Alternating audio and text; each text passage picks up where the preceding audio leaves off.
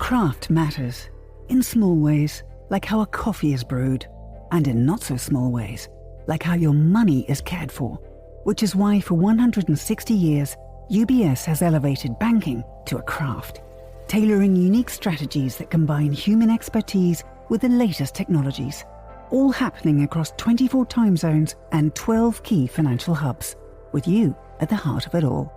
UBS. Advice is our craft.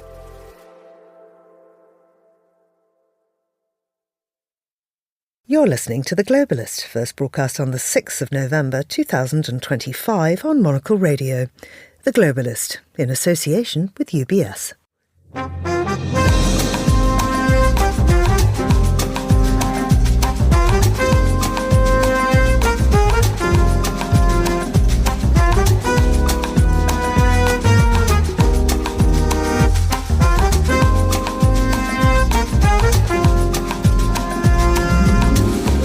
Hello, this is The Globalist, broadcasting to you live from Midori House in London.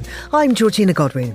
On the show ahead, Morocco declares a public holiday to celebrate UN backing for its Western Sahara plan. We'll unpack the politics, the phosphate, and ask who really is celebrating. Then, the Summit of the Americas has been postponed. Our Seattle correspondent will examine the reasons. The White House was unlikely to get its way in a summit declaration on issues like illegal migration and terrorism, and it couldn't keep off of the agenda topics like sustainable development, climate change, and gender equality. We'll look at what this means for Washington's sway in its own backyard. We'll leaf through the day's front pages and hear about fast fashion protests in Paris. Then, Norway's mighty sovereign wealth fund weighs in on Elon Musk's eye-watering payout and parks its ethics to keep big tech in the portfolio. We'll get the latest news from Japan with our bureau chief in Tokyo, plus there are people that just want to come somewhere where they can experience total darkness. And we can definitely offer that with some Northern Lights, if you're lucky. We'll have a look at Iceland's big tourism pitch at the World Travel Market. Can the land of fire and ice keep the visitor numbers sizzling? And finally, Switzerland asks UNESCO to treat yodeling as a fifth national language. Brace yourself, there may be a demonstration. That's all ahead here on The Globalist, live from London.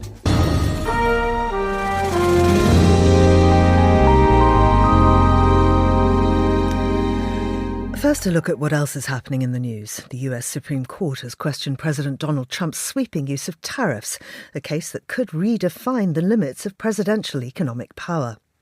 Russia says its forces are advancing inside Provosk as it seeks full control of the strategic eastern Ukrainian city, though Kyiv insists it's still holding the line. And the US government shutdown will force a 10% reduction in air travel capacity at major domestic airports, as unpaid air traffic controllers report fatigue and staffing shortages. Do stay tuned to Monocle Radio throughout the day for more on those stories. Now, Morocco is marking a big diplomatic win with a new national holiday, Unity Day, after the United Nations Security Council endorsed its autonomy plan for Western Sahara, calling it the most feasible option or solution to the decades-long conflict. It's a symbolic moment. Rabat hopes it signals momentum, while the Polisario Front and the Sahrawi independence supporters call it a betrayal of a promised referendum. Well, I'm joined in the studio by Hugh Lovett, who's a Senior Policy Fellow at the Middle East and North Africa Programme at the European Council on Foreign Relations. Hugh, very much appreciate you coming in this morning. What is Western Sahara? Where is it? Who claims it? Why does it matter? Good morning. Western Sahara is a territory in Africa on the Atlantic coast. It is home to the Sahrawi people. Now, in technical UN jargon, it's called a non-self-governing territory. What that means in practice is that it is a territory that has yet to be decolonized. In fact, it is the last colony in Africa. So it was colonized at the end of the 19th century by the Spanish. The Spanish withdrew and the Moroccans moved in. And since then, the Sahrawi people have yet to be able to exercise their right to self-determination, to decide how they would like their future to be, how they would like their territory to be governed, whether that's independence, integration into Morocco, or something in between. And huge mineral wealth, I mean, phosphates. And so why we talk about Western Sahara, why does it matter? besides the right of the Sahrawi people, it matters because of its geostrategic location. It matters because Morocco claims it, and Morocco is a close Western ally. But it matters also because of the territory's resources. As you said, phosphate is very important. It's a huge producer of phosphate. Phosphate is used as a fertilizer in fields. So many, I'm sure, British farmers will have used phosphate actually from Western Sahara. But it also has huge and important fishery stocks. So British vessels, other European vessels have fished in Western Sahara waters. So this is really important for global food supply. All right, so what has the UN said? What is the latest development now? The UN has been involved in the Western Sahara conflict since a ceasefire was achieved between Morocco and the Polisario in 1991. And we've seen, and I won't go into all the detail, but we've seen over the period of 30 years, UN Security Council positions slowly drift away from the need to allow the Sahrawi people to determine their own future by themselves towards this notion that the future Western Sahara needs to be negotiated between the Polisario, the representative of the Sahrawi people, and Morocco. So we've gone from a purely international law-based framework into now a political diplomatic framework.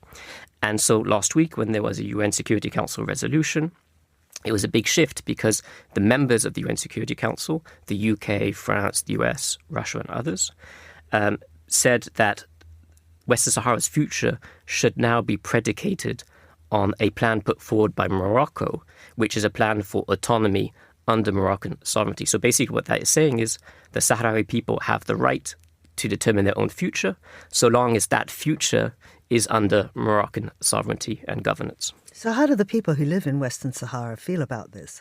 Not very happy. Now, of course, I should say polling Sahrawis is very difficult. Half of Western Sahara, the major population area, is under control of Morocco. But many Sahrawi people live in refugee camps in Algeria under the control of the Polisario. So it's difficult to know exactly. And of course, the best way would be to have a referendum. But generally speaking, which they were promised. Which they were promised actually way back in the 60s, even when Spain was about to withdraw.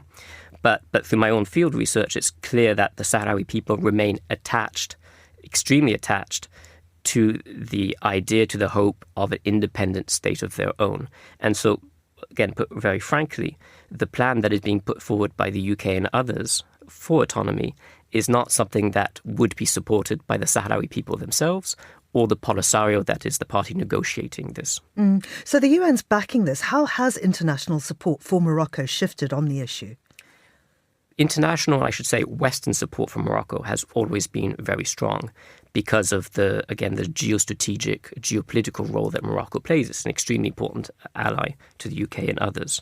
But over the past years, what we have seen is this support from Morocco increasingly translate into support for its autonomy plan as the best or even the only option for resolving the Western Sahara conflict.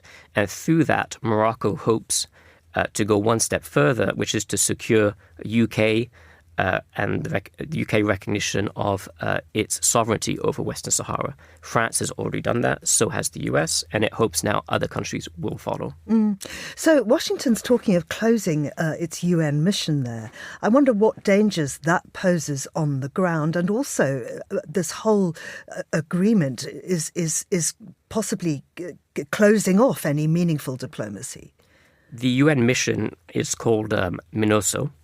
And again, it was created in the 1990s as part of this UN-led peace process to do two things. One was to prepare and supervise the holding of a referendum, which is extremely complex because it would require also identifying Sahrawi voters. And that took years to do, and it actually fulfilled that in the end. And the second role is to do monitoring and supervision of a ceasefire and act as a buffer zone, act as a buffer force between Morocco and the Polisario.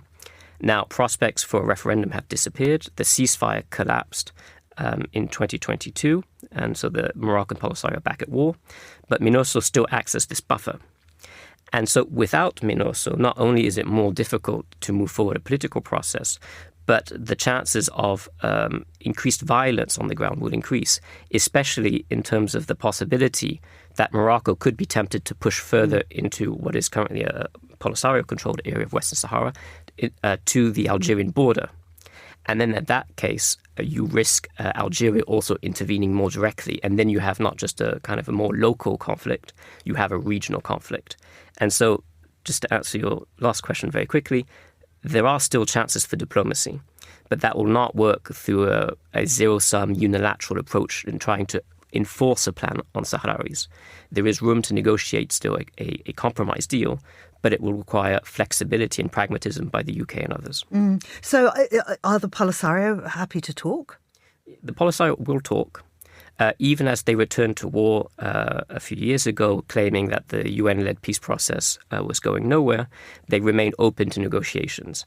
Now, again, speaking through first-hand experience, they have, up until very recently, attached a number of preconditions for re-entering talks in terms of going back to an original agreement with Morocco from 1991, which they prefer, etc., etc. But what has happened over the last few months, is we have seen a softening in Polisario positions and indications in private and to a certain extent in public that the Polisario movement could be open to negotiating again a compromise deal with Morocco, something that would lie between outright independence, which is its self-declared goal, and integration into Morocco, which is Morocco's goal. So there is, I think, a room for an agreement at the moment, but as with all things that are related to diplomacy, you need to be able to test and then wedge open these spaces. And meanwhile, of course, this public holiday has been declared. So what is Rabat signifying by celebrating it so publicly in this way? This is clearly a huge diplomatic victory for Morocco, given the energy over the years that it has spent to make its autonomy plan the only reference point for negotiations, and in doing so, secure international support for its sovereignty. And again, this is happening in advance of Morocco hosting the World Cup. So it wants to be able to resolve this file, as it were, this conflict before then. It is obviously also great for the Moroccan king, Mohammed VI, to be able to show such an important diplomatic victory.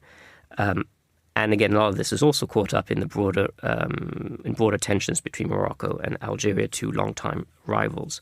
But what is interesting to note is, even as Morocco declares, a victory in terms of international recognition and support for its claims to Morocco, it itself has little interest in actually implementing its autonomy plan on the ground.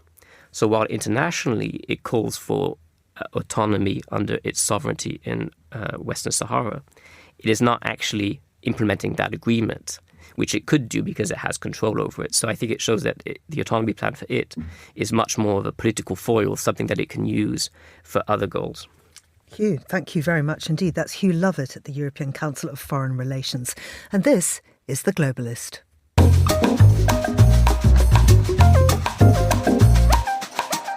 The Dominican Republic has postponed next month's Summit of the Americas to 2026. Officials point to the damage from Hurricane Melissa, but the decision also comes as the US carries out strikes in the Caribbean, winning support from some governments and sharp criticism from others. The summit is the key annual gathering under the Organisation of American States, or OAS, meant to bring leaders together and keep dialogue alive. Its delay raises uncomfortable questions about cooperation across the region at a moment when tensions are rising, diplomacy is sensitive, and the forum designed to steady the neighbourhood can't get everyone around the table.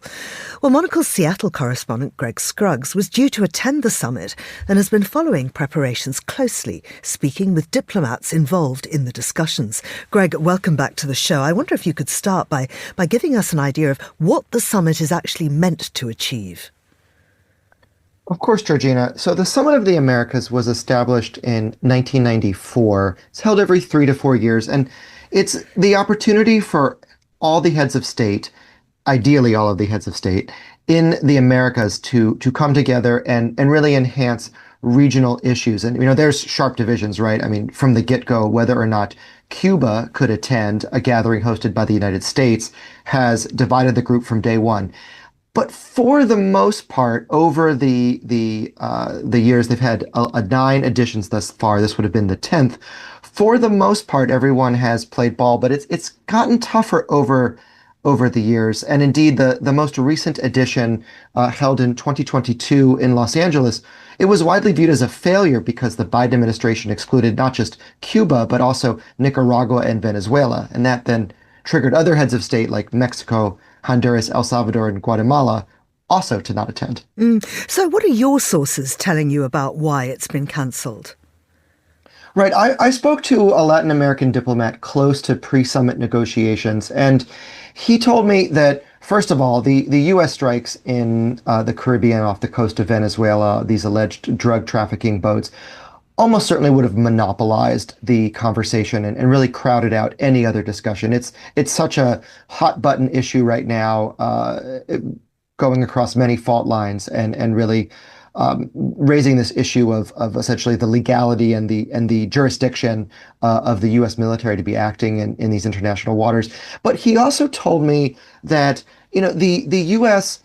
does kind of run things at these affairs, but there is also this sort of pretense of it being a table of equals, and so they do need other countries to come and agree to their agenda if they want to push something in particular. And what this diplomat told me was that the White House was unlikely to get its way in a summit declaration on issues like illegal migration and terrorism, and it couldn't keep off of the agenda topics like sustainable development, climate change, and gender equality, which are now essentially verboten in Washington.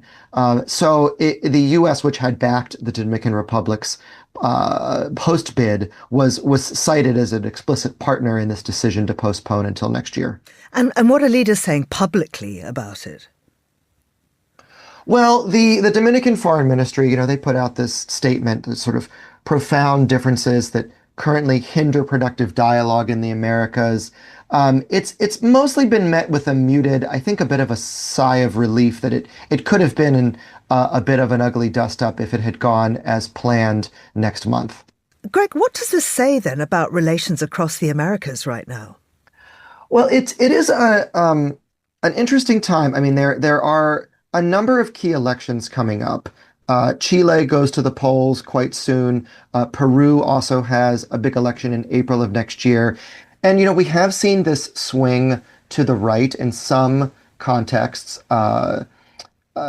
Argentina, of course, continuing to make waves, with Javier Milei's presidency. And there's a sense that perhaps the White House the State Department in Washington is waiting to see how some of these other elections go, that maybe there's a few more allies in the room potentially if they hold out another 6-8 months to have another summit of the Americas. But these fractures, I mean, we see it again at the OAS with this kind of trio of Cuba, Nicaragua, and Venezuela that are all personae non grata, that once upon a time, even though there were hardline leftist and right-leaning governments in Latin America, they were all generally willing to at least come to a kind of a low-stakes multilateral forum. But that does seem to have gotten harder to get everybody in the room at the same time, playing nice with each other, given those vast political divisions. I mean, so then what would need to happen before the next summit to rebuild trust and momentum? Well, I suspect there's going to be a lot of diplomacy taking place on a bilateral basis between the U.S. and its Caribbean neighbors. I mean, there are some countries who aren't necessarily so opposed to these strikes. I mean, the Prime Minister of Trinidad and Tobago, who was also publicly claiming to fight a drug war, she was recently welcoming the effect on local drug markets, so she claimed, from the taking out of these drug traffickers. But, you do have left-leaning governments like Colombia's Gustavo Petro, who's I think, Colombia and the U.S. have a long history of working together on drug interdiction efforts, and that seems to be not resuming anytime soon, at least as long as he's in office. I suppose if there is a rightward shift in enough Latin American capitals, we could see a summit of the Americas go off in a way that is suitable to the U.S. and what is essentially, in this case, kind of its client state in the Dominican Republic. But there is also the possibility that the Summit of the Americas does not reconvene in a timely fashion. And what does the cancellation this year actually mean for the standing of the OAS, of the Organization of American States? Well, we do have to realize, I mean, it is a setback, first of all, for the Summit of the Americas not to go off as planned. I mean, nobody wants to postpone the party, right? However, we do have to think about the beginning of the year, the OAS, headquartered in Washington, arguably a creature of the U.S. government. But, there's this very interesting back and forth, this kind of tension where the Latin American and Caribbean nations do try to stake out over time more independence. And I reported from the OAS for Monocle back in April ahead of the assuming of office of their new Secretary General, Albert Ramdin. And, what I came to appreciate is that the Trump administration initially put on the table in an executive order, February thereabouts, a review of all multilateral memberships. So there was an existential fear that, this just could be the end of the OAS, period. I mean, the U.S. is its biggest funder. And so the fact that Washington is at least interested enough to engage, to have, a summit perhaps on their terms, but a summit at all, I think does have to be viewed as a positive step, that these multilateral institutions have been shaken, but they do remain standing. And Greg, finally, what's the latest on Hurricane Melissa's impact across Jamaica, Haiti and the Dominican Republic? Well, it was a Category 5 storm, one of the strongest to hit Jamaica certainly in modern record keeping. There's estimates that maybe an 1850s era hurricane, based on contemporaneous accounts, might have been as strong. But the death toll is certainly well into the dozens. In the epicenter of the storm, really in the southern coast of Jamaica, the quite historic city of Black River pretty much is no more, and certainly reading the accounts are quite grim. It's going to be a long road to recovery. The UN has brought in food and is activating humanitarian relief efforts ongoing. Greg, thank you very much indeed. That's Greg Scruggs, Monocle's Seattle correspondent. Still to come on the programme.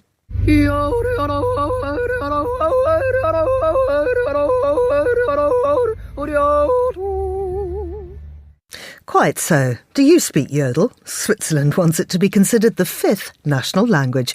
This is The Globalist.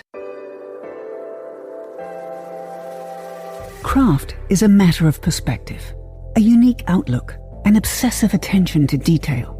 With UBS's Chief Investment Office House View, we're focused on identifying the latest investment opportunities and market risks to help you achieve your financial goals, so you get the big picture broken down into thought-provoking insights. Delivered daily and curated by over 200 globally connected, locally active analysts. UBS.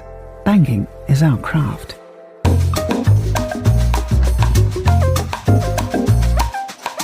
Let's continue now with today's newspapers, and joining me is Ruth Michelson, who's a journalist and the Middle East correspondent based in Istanbul. Ruth, good morning to you.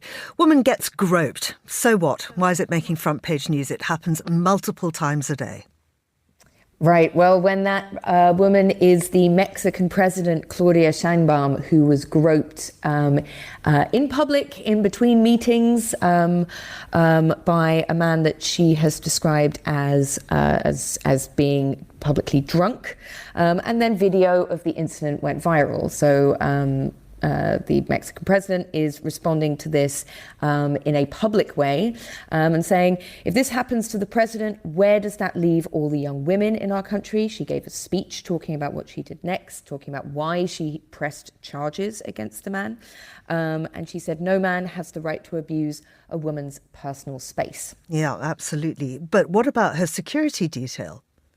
Well, that's A very fair question. Why was this man allowed to get so close to her in the first place?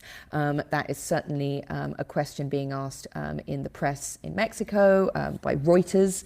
And so apparently, according to Reuters, Sheinbaum routinely travels with quite minimal security. She makes herself widely available to the public, including wading into crowds of people. But she's also said in this speech that she has no plans to change that. And she says we have to be close to the people.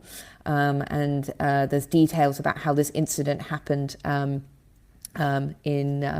while she was making a short walk from Mexico's National Palace to the Ministry of Education. So this seems like something that she does pretty regularly, and she has no plans to change it.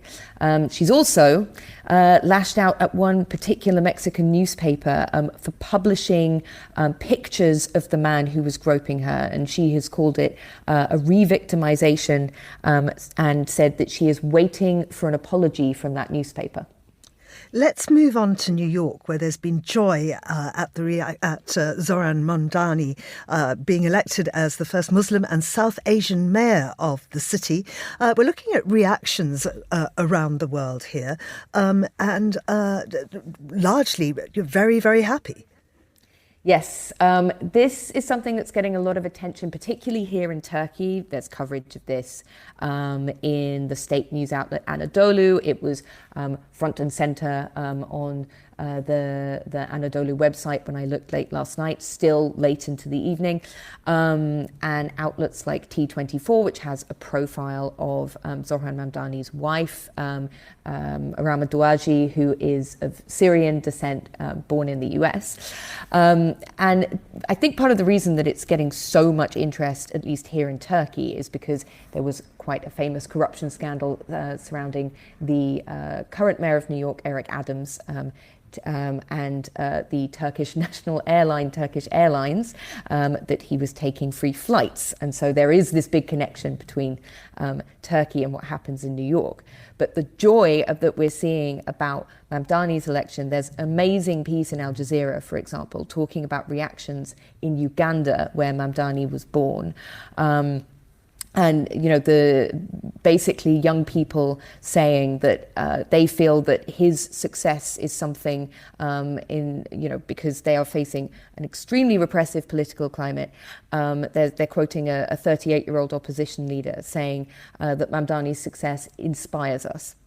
Let's continue talking about airlines, actually. This affects most US domestic airlines. Trump administration want to cut air traffic by 10% because of the government shutdown. Now, speaking as somebody who's got 6 internal US flights planned in the next month, I find this extremely worrying. I hate to tell you this, but I think you have reason to fear. This appears to be an effort by the Trump administration to essentially raise the pressure on the Democrats as a government shutdown in the US is hitting its 36th day. And according to CNN, the US Transportation Secretary, Sean Duffy, announced this last night, our time, and gave all of the airlines very, very little notice, just an hour's notice that they were going to do this. Basically, Sean Duffy has said that this is about air traffic control safety concerns, that there needs to be a way, basically, because the shutdown has forced something like 13,000 air traffic controllers, 50,000 Transport Security Administration agents to work without pay, because they are essential workers. It's required during the shutdown. This is according to Reuters. That basically they're trying to make the case that this is about safety, that these people need to be able to take a break. But it also seems like they're using this as leverage in the shutdown. And also a lot of these same workers came under scrutiny or were fired earlier in the Trump administration over their rather concocted claims about diversity, equity and inclusion. And then we started to see a rise in air traffic incidents in the US. So I'm afraid none of this is good news for your flights. No. Finally, very quick look at Angelina Jolie, I mean, as if Ukraine doesn't have enough problems. Angelina goes in without telling anybody, apparently, or without any warning, and then one of her entourage is suddenly drafted into the Ukrainian military. Very odd story, and something Ukraine really doesn't need. Yes, just what Ukraine needs is more celebrities, potentially not helping, according to this. So apparently it was a surprise visit to Ukraine. The Ukrainian official speaking to Politico describes this. They said that she entered Ukraine on foot and hadn't told the government about her intention to visit. I think everyone enters on foot. You can't fly in, so I'm not really sure what they're saying.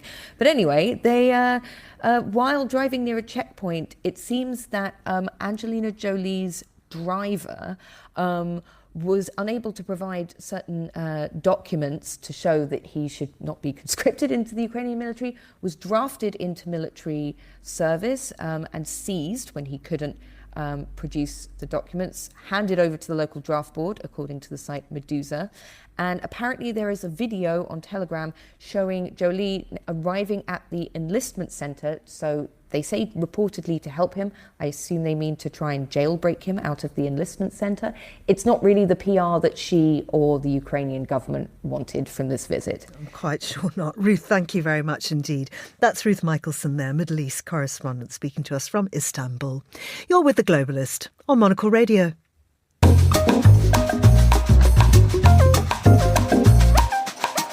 Now, here's what else we're keeping an eye on today.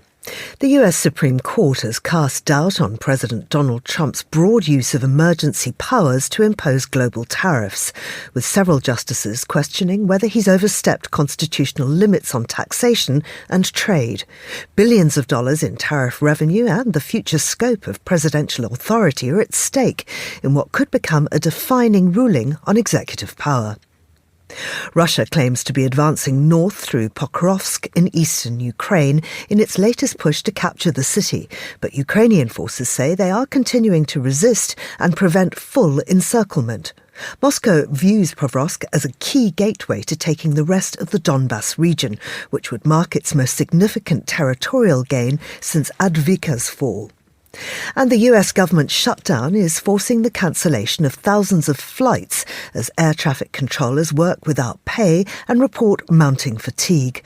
Officials say capacity will be reduced by 10% at 40 major airports to maintain safety, with airlines bracing for widespread disruptions. This is The Globalist. Stay tuned.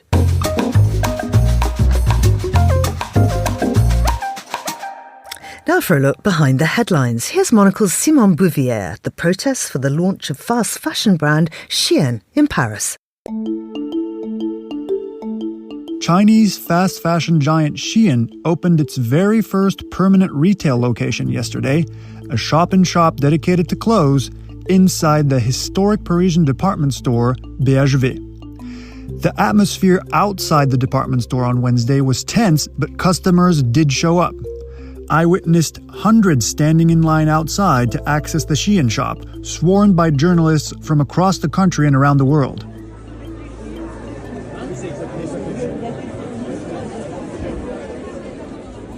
Meanwhile, on the other side of the Rue de Rivoli, a small crowd of protesters behind metal barriers hurled insults under the watchful eye of dozens of police officers. French business mogul Frédéric Merlin, who acquired BHV in 2023, engineered the tie-up with Shein in an attempt to rescue the beleaguered department store. But the deal was instantly decried as a Faustian bargain, lending the BHV's venerable image to a company seen here as an architect of brick-and-mortar retail's demise. French companies started pulling their products. Then came the investigation over sex dolls sold on Shein's website by third parties.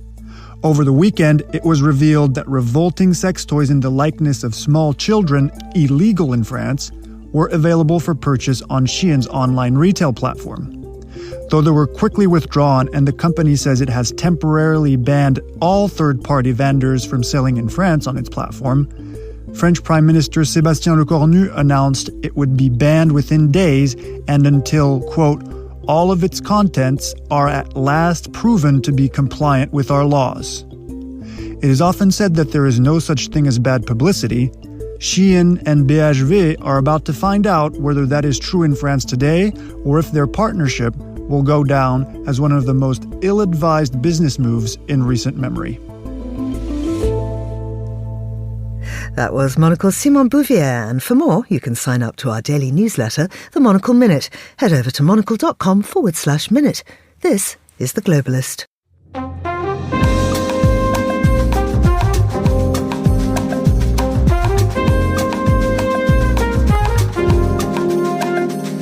It is 8:34 in Oslo, 7:34 here in London. Now, Norway's giant sovereign wealth fund, the world's biggest, has thrown itself into two fights at once. It's voting against Elon Musk's staggering Tesla pay deal, testing whether even the richest man on the planet can be told no. And at the same time, Oslo's pushed through an urgent proposal in Parliament this week to suspend the fund's own ethics rules so it doesn't have to dump its stakes in Amazon, Microsoft and Google over their work with Israel. Well, this leaves Norway trying to claim the moral high ground whilst also bending its own rules. I'm joined now by Monocle's Oslo correspondent, Lars Bavanger. Lars, lovely to have you back on the show. Let's start with Tesla. What exactly is Norway objecting to? And given that it only owns a slice of the company, does its vote matter? Can it change things? Well, that's a very interesting question because, as you say, the stake they own is fairly small. It's around 2%. But this is the world's largest fund and as such an influential voice on the global investment market. And when they decide something, other funds sit up and take notice.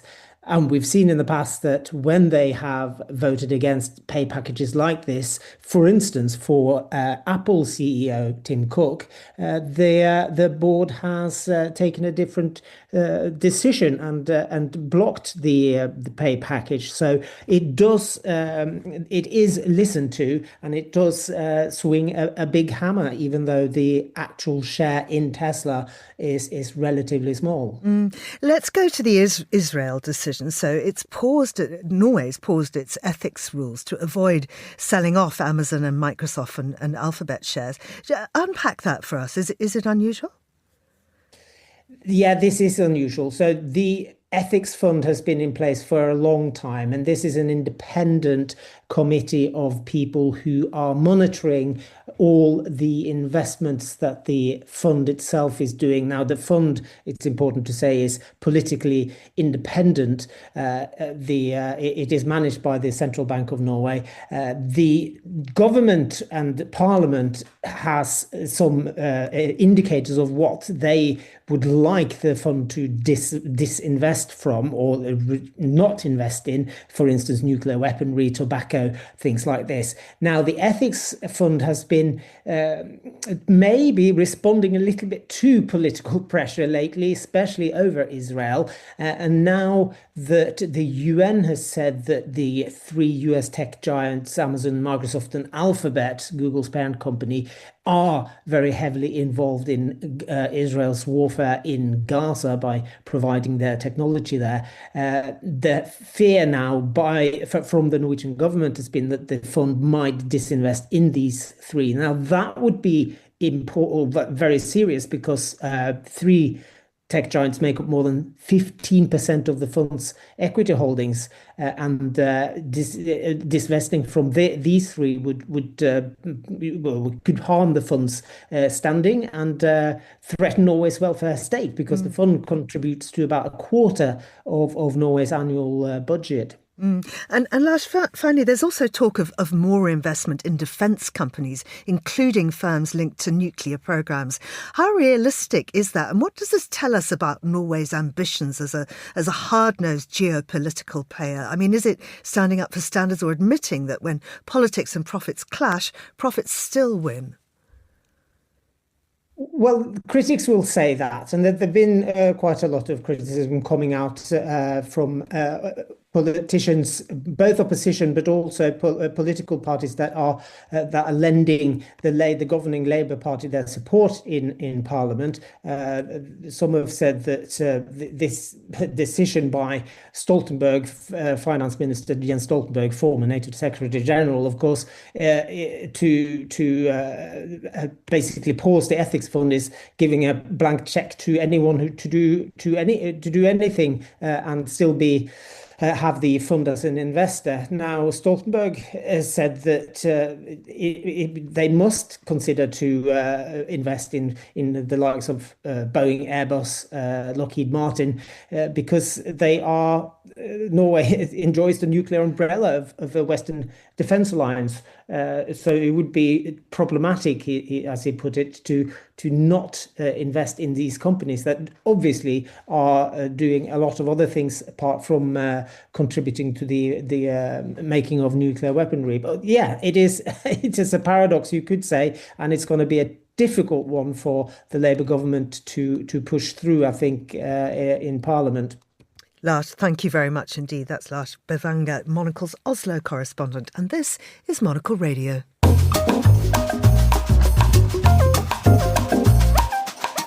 Well, now let's cross to Tokyo, where the bureau chief and senior Asia editor Fiona Wilson is standing by. Hello to you, Fiona. Hi, Georgina. How are you doing? I'm good. Now, you've lived in Japan for many years. Do you often feel very obviously foreign, and does that make you feel unwelcome? That's a very good question at the moment, because we foreigners are really in the spotlight. I mean, I've never felt, being foreign was a negative. Sometimes it attracts a bit of attention, but it's always been very friendly attention. But as you are alluding to, there are a few issues at the moment, and the new Prime Minister is making it a bit of an issue. She's talking a lot about foreigners at the moment. So, yeah, that's the big subject in the news this week. So what are the policy discussions related to foreign nationals? Well, there was this upper house election in July, and unexpectedly some parties, the sort of Japan first kind of parties like Sanseito, did really well. And it turned out that Japanese are not happy with, there's been a very sort of sharp increase in the number of foreign workers, the number of foreigners living here. It's about to hit 4 million. And also it's coincided with this amazing increase in tourism. So the visibility of foreigners is what's really increased.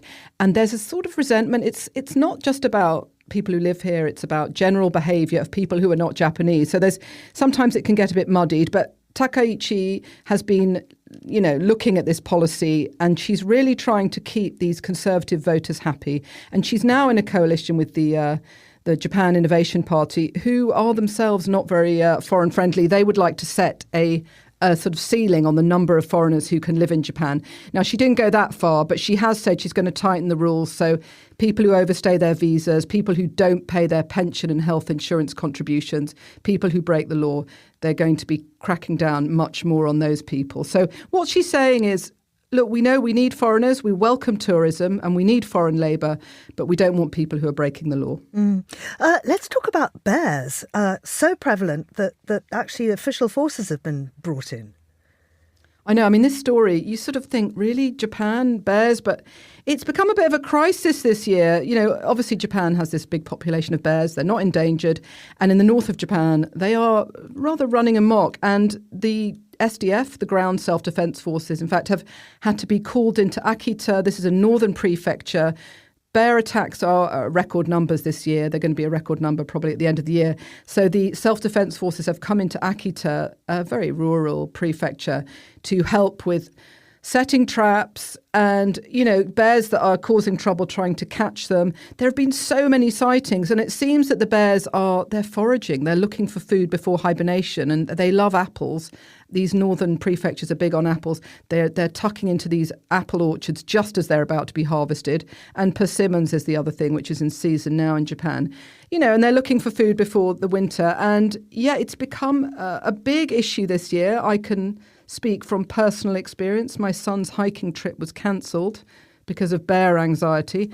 So it is a genuine fear in Japan at the moment. You say trapped. Are they trapped and released, or do they, go and live on the farm?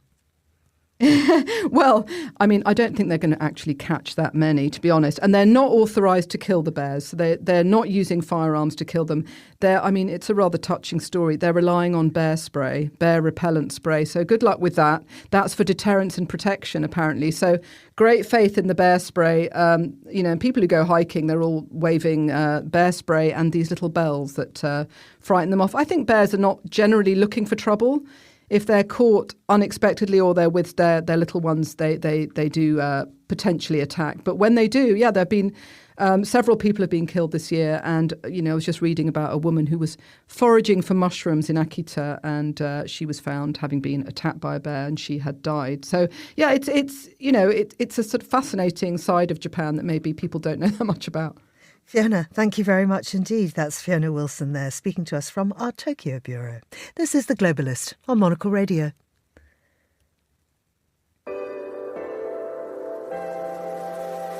IQ, EQ, and AI.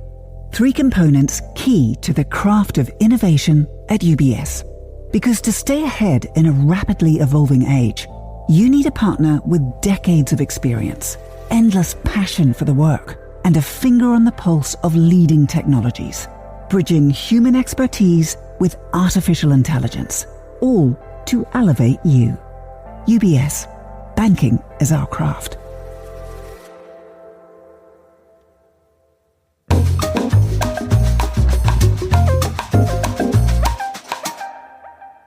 The World Travel Market in London is in full swing.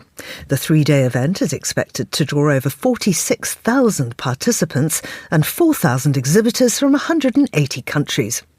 One exhibitor is Iceland, represented by Hanna Katrin Fridriksson, the Minister of Industries and Tourism. Iceland is a location which has seen consistent growth in visitor numbers, outpacing both international and European averages. Hannah joined Monocle's Tom Webb at the market to talk more about their presence there. We divide Iceland into 7 regions that are all uniquely Icelandic, but they differ a lot in terms of nature, in terms of the way the local communities live, what their living conditions are, how remote they are, etc. But what they have in common is that people have come to Iceland historically to experience our unique nature, and it's still there. And even places that no one, I would say, has yet discovered, at least for foreign visitors. But we have come to experience lately that our guests, they want to, in addition to that, they want to experience something new. They want to kind of connect with the local communities, and they want to leave something behind also. So it's just, they are visitors, they are guests, but they want to blend in a sense. And that is something that we are responding to increasingly. One of the things that we are doing is that we are expanding the season so that we lower the pressure on our peak months that have been the summer months. They are unique with all day round sunlight and things that you can't experience anywhere else again. But the winter period has become increasingly popular, and we have expanded on the Northern Light trips. It's kind of an astrotourism that we are working on now, and people come and just there are people that just want to come somewhere where they can experience total darkness. And that's something that's unique to someone, and we can definitely offer that with some Northern Lights if you're lucky. And it's a huge campaign, your Northern Lights campaign. You're not the only nation to be doing that right now. No. What does Iceland offer different to other Northern Lights locations? That's true. Other nations have done that as well now, the Nordic nations, many of them. What we can do is it's so easy to experience that. You don't have to drive for hours to be somewhere. You can just basically step outside and it's visible. But you can also drive somewhere and experience not only the Northern Lights, but also this total darkness, the peace, the quiet, the space that you have. And then almost within minutes, be somewhere totally different and experience something very different from that. And in Iceland, again, those 7 regions that are also uniquely Icelandic but different, and yet you can experience them all in a relatively short visit to Iceland. So it's like you get a whole continent in one visit. Now, you've been mentioning the local communities. It's a fairly small population, Iceland. How do you ensure that mass tourism, or lots of tourists coming in, the money trickles down to the right people? That's definitely a challenge. It puts a lot of pressure on our infrastructure at the same time as it gives life into those local communities, and has totally changed the chances that many of those small villages have, young people moving back to the villages because they see opportunities doing something that they want to do, that is work in tourism and get to know foreign cultures that come visit us and things like that. But it's the responsibility of those who run the country. It's time to make sure that a sufficient part of the income from that industry goes into building up the infrastructure, not only in those places where we already are experiencing mass tourism, but also to build up new places to make sure, because I can't tell a foreign visitor where to go. That's something they decide themselves, of course. But we can make the choice easier or increase the choices that you have by building up infrastructure around the country. And that's what we are working on now. And again, an additional challenge there is that we also need to make sure that we preserve our nature and it doesn't get swamped by tourists without the necessary infrastructure to follow. And Iceland is a true success story for tourism. It's held up by many nations as the blueprint, the benchmark. How are you going to continue your journey? How will you continue that success story? We experience that people, as I said earlier, people are truly redefining tourism, and they're redefining even luxury tourism. It's not only now a great accommodation, activities that are the most expensive or something. It's more, things are getting increasingly expensive. Cost of lives is rising almost everywhere. Maybe that will find some new balance. Maybe a part of it has to do with the geopolitical situation we are living in now. But redefining luxury tourism, redefining what you want to experience, what you want to bring back home, and we need to offer that. And as I said, we are really experiencing, for example, that people, they want to travel somewhere where they can experience something and where they feel secure and where there is peace, quietness, where they are welcome, where they can interact with the communities that they are visiting. So we are working on that. We have always welcomed, probably partly because how few we are so happy to get foreign visitors. And we are also learning a lot. I grew up in Reykjavik. When I was there, I don't know if there were 5 restaurants in the city, and there are probably closer to 500 now from all around the world. And we know this is partly, if not entirely, because of foreign visitors. That has changed the society for the better, and we just want to show our gratitude to our visitors and continue to develop this important industry with them. Final question for you. You may not want to shed light on your secret destination or your place in Iceland that's dear to you, but if you were to navigate a tourist to somewhere special off the beaten track, where would you send them? That's a difficult question, because I can honestly say that there are still so many places that I haven't seen. But if I take again one of those regions that I mentioned, the Vestfjörður, northwest part of Iceland, that's a region that's not part of the so-called ring road. So people visiting Iceland for the first time usually don't go there, but that's a great place to visit. It has so much to offer. I would go there. I can see you went there in your mind for just a moment. It sounds fantastic. Yes. Thank you so much for joining us. Thank you so much for having me. Hannah Katrin Fredriksson, Iceland's Minister of Industries, speaking with Tom Webb at the World Travel Market. You're listening to The Globalist on Monocle Radio.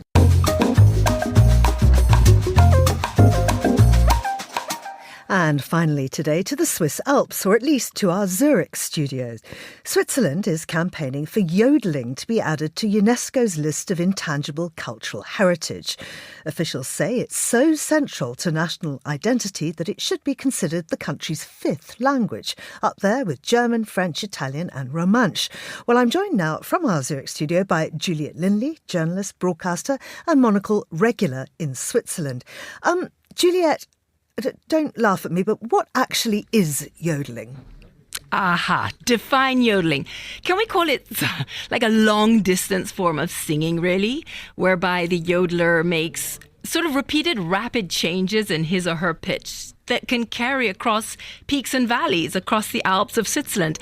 And those rapid changes take place between a chest voice and falsetto. And if that sounds tricky, Georgina, it is. Because hear this, if you hesitate while flipping or changing register, you'll make a sound that's more of a vocal crack.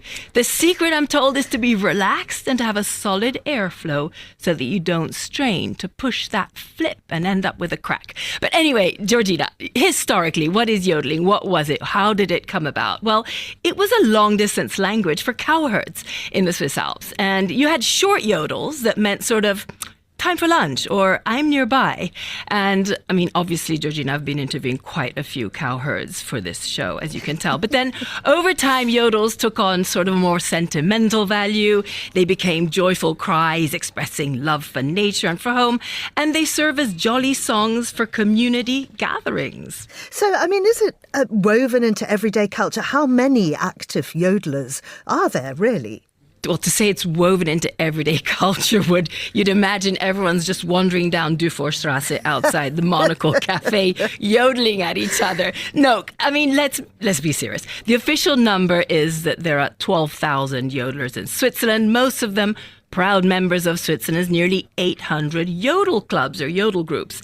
It might sound like a lot, but let's be honest, that's less than 1% of the Swiss population, and they're all German-speaking Swiss, really. So it might sound like, and it might be considered a key national tradition, but it's not nationwide at all. I mean, French and Italian speakers in this country are not exactly going to be celebrating manically when they hear that UNESCO has potentially approved the application for this to be considered a heritage, an intangible cultural heritage. I mean, is it Switzerland's fifth language, would you say, or is this just very clever, as usual, Swiss branding? I would call Switzerland's fifth language English, to be honest. But is it a language even? I mean, there's no syntax, there's no grammar, there's no vocabulary. It's definitely a form of communication. It's definitely powerful. But to your point on branding, I mean, let's say that this does get approved. And by the end of the year, we will know whether UNESCO has approved it as an intangible cultural heritage. Even if it does go through, and it will, because, by the way, only about a third of applications are rejected, and there doesn't seem to be a reason why they should reject yodeling. But, I mean, it might give yodeling slightly more international visibility. But, Georgina, branding-wise, I think most people who know Switzerland and its stereotypes would already put yodeling up there with chocolate, watches, fondue, and probably train station cleanliness and punctuality. So it's not exactly a hidden gem that needs this to bring it to the forefront. Do you know what I'm going to ask you now, Juliet? If you're going to ask me to yodel, I am going to answer with a knock-knock joke. Okay. Knock, knock. Who's there? Little old lady. Oh, man. That was a good one, wasn't it? No, I'm not letting you get out of it like this. I absolutely refuse. I will have you yodel. I'll be back on air to do that for you another time. Juliet, same place, Juliet, same time. No. I'm quite serious. I have been promised and told the producers that if we were going to do this story, you would yodel for me live on air. Little old lady who? No, I'm not doing it. Georgina, I love you so much. It was great to be on air with you. We can talk about all the other intangible cultural heritage lists around the world. Do you want to hear them? I mean, reggae is up there, yoga is up there. No. High on a hill, so the lonely goat herd, ole. See, now I've annoyed all the Swiss people because that's Austrian yodeling, isn't it? Well, blow me down. You did an amazing job there. Juliet, I can't tell you how disappointed I am in you. I'm so sorry. I can't do it. You did a really good job, though. Really, thank you. That was amazing. Live on air at 7:57 a.m. in London. Juliet Lindley in Switzerland, who's bottled out, who has not kept her promise. Thank you very much for joining us. And that is all for the Globalist today. Thanks to our producers Vincent McAvinney, Chris Chermack and Hassan Anderson, whom I will never forgive for making me do that. Also to Desiree Bandley in Zurich, who didn't obviously coach Juliet as she said she would.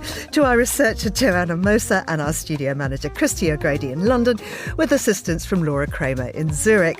After the headlines, there's more music on the way. The briefing is live at midday in London, and The Globalists will return at the same time tomorrow. I'm Georgina Godwin. Thanks for listening.